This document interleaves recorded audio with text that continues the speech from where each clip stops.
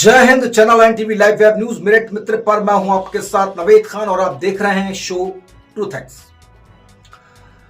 आज हम मेरठ के उस सेंट्रल मार्केट की बात करेंगे जहां की हवाओं में आज व्यापार की खुशबू नहीं बल्कि टूटे हुए भरोसे का धुआं है। तस्वीरें गवाह है। आमतौर पर 13वीं किसी इंसान के जाने के बाद होती है, यानी कि उसके मरने के बाद, लेकिन मेरठ के शास्त्री नगर में आज महिलाओं ने भरोसे और व्यापार की 13वीं कर दी। तस्वीरों में दिखने वाली महिलाएं, ये वो महिलाएं जो पिछले 13 दिनों से सड़क पर बैठी हैं। ये वो लोग हैं जो पिछले 40 सालों से एक विचारधारा को सींच रहे थे, उसे वोट दे रहे थे, लेकिन आज वही कोर वोटर कह रहा है कि सरकार ने उनका साथ छोड़ दिया है। आज विश्लेषण इस बात का है कि क्या लोकतंत्र में वोट देना सिर्फ एक जिम्मेदारी है या उस वोट के बदले सुरक्षा की गारंटी भी मिलती है। मामला क्या है, इसे समझिए पूरा। सुप्रीम कोर्ट का एक आदेश आता है 859 भूखंडों को ध्वस्त करने का और कॉमर्शियल एक्टिविटी रोकने का। कानून अपनी जगह सही हो सकता है, लेकिन उन घरों का क्या जो इन छोटे छोटे सेटबैक पर टिके हैं। ये महिलाएं कहती हैं कि अगर सेटबैक के हिसाब से मकान तोड़े गए तो रहने के लिए छत ही नहीं बचेगी। 12 दिनों तक इन महिलाओं ने अपनी ही सरकार के जनप्रतिनिधियों का इंतजार किया।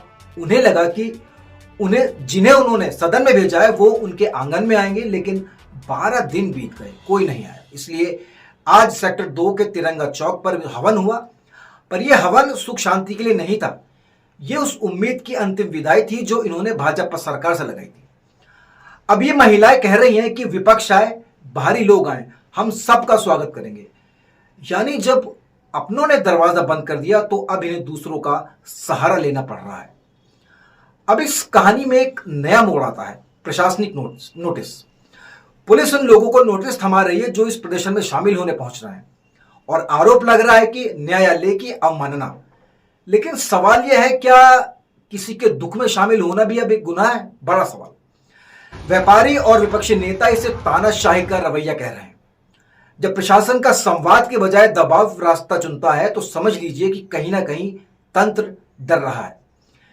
मेरठ का शास्त्री नगर सेंट्रल मार्केट, जो कि भाजपा का गढ़ माना जाता है, अगर वहां का कोर वोटर बागी हो जाए तो ये किसी भी सरकार के लिए खतरे की घंटी है। आज का कड़वा सच, राजनीति में वोट एक निवेश की तरह होता है। मेरठ की इन महिलाओं ने 40 साल तक एक ही जगह निवेश किया, इस उम्मीद के साथ कि वक्त आने पर बीमा कम आएगा। लेकिन आज जब घर और दुकान पर बुलडोजर का साया है तो पॉलिसी फेल होती दिख रही है। क्या सरकार को इन नागरिकों की बात नहीं सुननी चाहिए? अहम सवाल। क्या कानून की बारीकियों में के बीच में मानवीय संवेदनाएं खत्म हो गई हैं? ये उससे भी बड़ा सवाल। अब सवाल सिर्फ मेरठ का नहीं है, यह सवाल हर उस वोटर का है जो जीत के बाद खुद को अकेला पाता है। ट्रूथ एक्स में बस आज इतना ही। जय हिंद। भैया, जो हमने कल बोला था कि हमारे विश्वास की मौत हो गई है, जो हमारी इच्छाएं थी, हमारे पे कोई ध्यान नहीं दिया गया है और हमारे विश्वास की मौत हुई है। हमारी सभी चीज़ों की हो गई है, जो हमारी आकांक्षा थी उसकी आज हमने तिरामी कर दी, हवन कर दिया। हवन में हमने अपने अब देवी देवताओं को याद किया है कि वो हमें शक्ति दे और हमारा काम अच्छे से पूर्ण ढंग से पूरा हो जाए, हमें न्याय मिले। कुछ लोगों का कहना है कि 13वीं के बाद शोक उठ जाता है, तो क्या है, धरना उठ जाएगा? नहीं, धरना हमारा चलेगा, लगातार चलेगा। लगातार जब तक हमें न्याय नहीं मिलेगा धरना हम करेंगे, बैठेंगे। ये हमारी न्याय की लड़ाई है।